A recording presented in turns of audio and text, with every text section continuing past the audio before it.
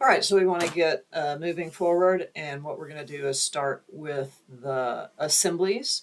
And so what I'm going to do is go in here and update these walls to different assemblies, and then we're going to dimension them and get them in the right place. So let's just review assemblies really quickly. Our rated assemblies are going to be the room separation walls here to here. And then also our corridor wall here is also a separation wall. We'll talk about shaft walls if we need to do any of those a little later. So this is up on the Miro board near assignment 3. I also put a PDF up on the modules of this if you want to look at it. But let's look at the room separation. So between the room separation walls, what you really need to know for that is your occupancy group, which we know is R1. And then there is a requirements based on occupancy in the chapter 4, 20.2. And it has separation walls separating dwelling units in the same building, walls separating sleeping units in the same building, walls separating dwelling units from sleeping units, and walls separating dwelling or sleeping units from other occupancies contiguous to them in the building shall be constructed as fire partitions in accordance with section 708. So if we go down to 708, that's specifically about fire partitions. And if we pan up here, separation wall, you can read through all of these.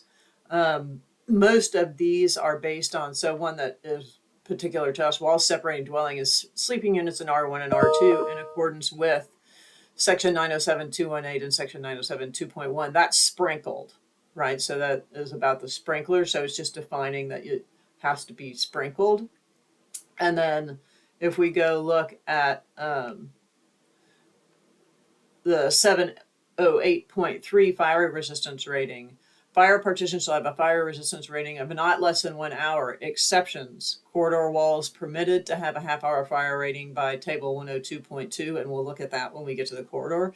Dwelling and sleeping unit separations in type 2B, 3B, and VB construction shall have a fire resistance rating of not less than half hour in buildings equipped with an automatic sprinkler system.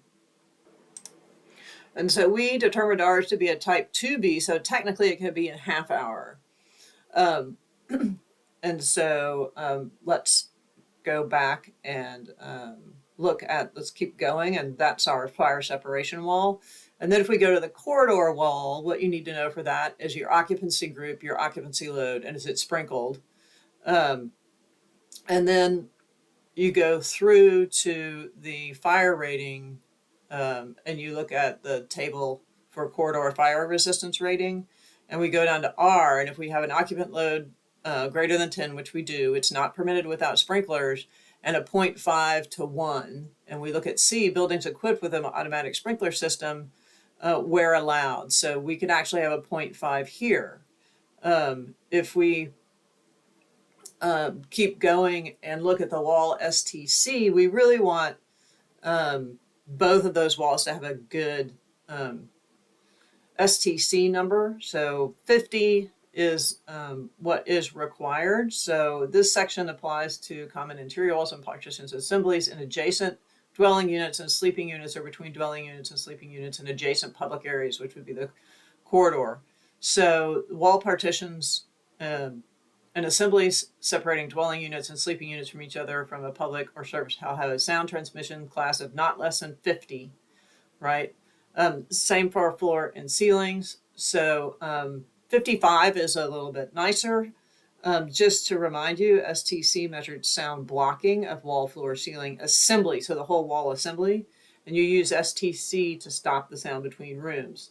NRC is the absorption of a particular material or material assembly. It's not really specifically in conjunction with the STC for the wall assembly itself.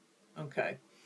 So having said that, it looks like we could actually get away with half hour as a minimum, but if we go look at like a rated assembly selector here, so if I go to an assembly type here at National Gypsum as an example, and I pick walls and partitions to look at, and I want a fire rating of half hour, right? And I go down and look at the STC rating of 55 and up. 5, right? There's nothing. There are actually no half-hour assemblies. So basically you end up going with a 1-hour assembly, right? We'll just, and you can see it listing all of these 1-hour assemblies. So you need to choose a 1-hour assembly to update those two. Okay, so when we come back, we'll actually do that.